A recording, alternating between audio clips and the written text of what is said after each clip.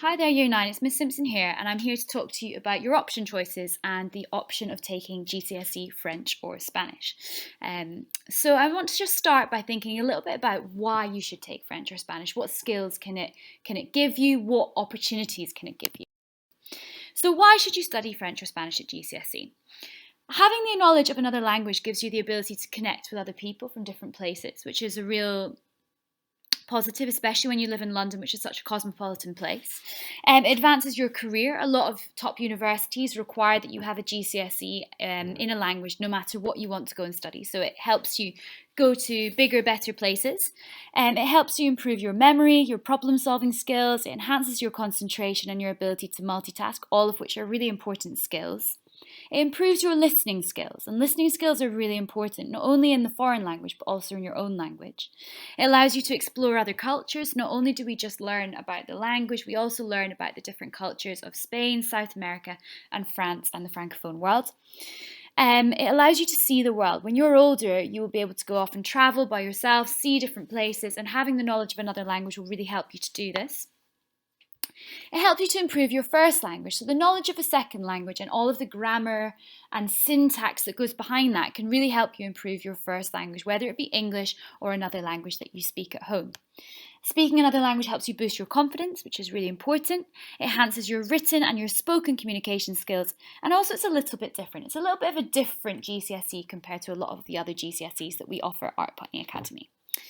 So what will you actually learn at GCSE? So both in French and Spanish, they're relatively similar, and the topics that you will study are pretty much the same, but obviously they are different in terms of the cultural content that you will learn. So one of the 5 themes that we study is identity and culture. And in that theme, we think about everything related to yourself. So your likes, your dislikes, your hobbies, your family, what you look like, what you're like as a person, what your daily life is like, what cultural life is like, both in France or Spain, but also in the UK, how you celebrate things, what's important to you. So it's a really nice topic. We also look at local area holiday and travel, where we look at our holidays. We talk about past holidays, where we would like to go on holiday. We do a lot of holiday transactions. So when you're abroad, what would you do in certain situations? And we also look at where you live in your local area. So what are some of the really good things about where you live? What are some of the things that you would like to improve? What is there for tourists to do in your area? So these are all really important areas of communication.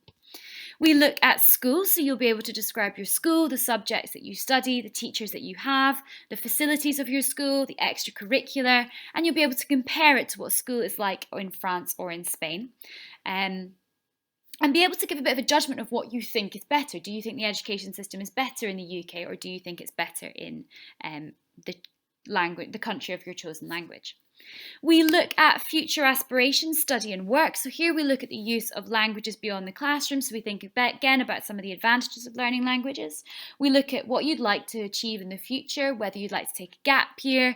We look at jobs and what kind of jobs you'd like to do. And we talk about work experience as well.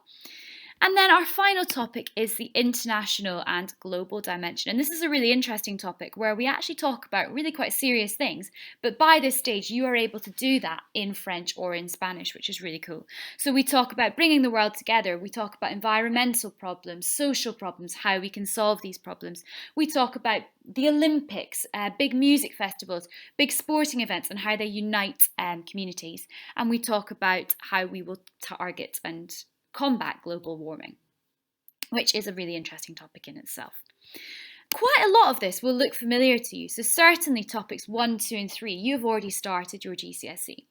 What we do in languages is we give you a taster of all the different topics in year 7, 8 and 9, so that when you come to your GCSE you already have a grounding in those topics. So you could pretty much access themes 1, 2 and 3, and all we do is go into them in a little bit more detail, which makes the course maybe not as daunting as you would have thought.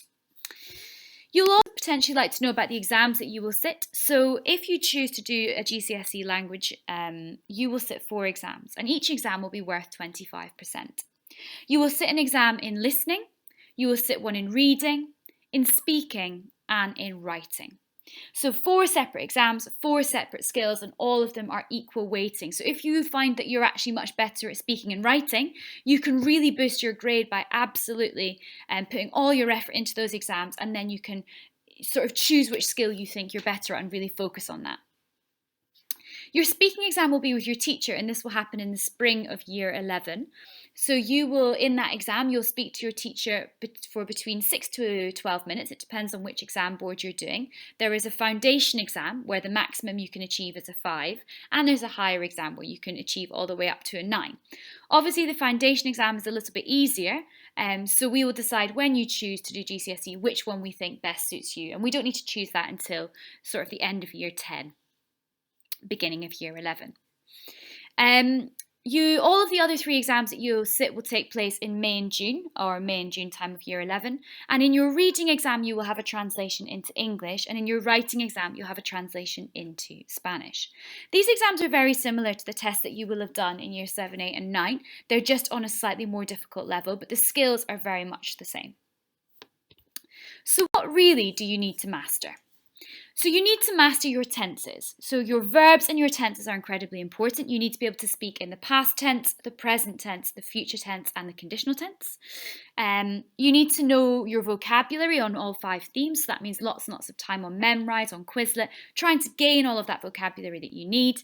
You need your common Spanish words. You need to be able to give opinions and reasons. You need to understand and be able to ask questions. And then we'll spend quite a lot of time working on exam technique. So you might think, okay, how am I going to learn all of this stuff? How am I going to learn these skills and gain all of this knowledge?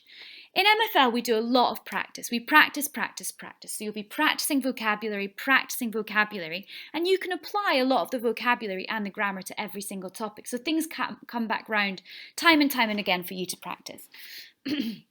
We'll ask you to do a bit of independent learning, so lots of Memrise, bits of revision, stickability maths and homeworks. And what we really ask of you is that you have a lot of enthusiasm, motivation and participation if you would like to do a language at GCSE. So I thought there's no better way to convince you really than talking to the students that have already chosen French or Spanish at GCSE. And here are some quotes for you to read from a few of our year 10s and 11s that sum up why they chose MFL, either French or Spanish, as one of their GCSE options. And hopefully this will give you a bit of an idea of why it's a really good GCSE to do. So you can see that Billy there talks about the fact that he wants to be a pilot and therefore he needs to know languages. Josh talks about how languages allow you to understand other cultures and other communities. Sapphire says how it's quite challenging, but it's rewarding. It's also really useful if you want to travel. And you've got a slightly longer one there from Sachi and Karina, both of who are some of our top linguists. And they've talked about how it's really good for employers and colleges. And it unlocks so many potential elements in life that is exactly what Sachi says there.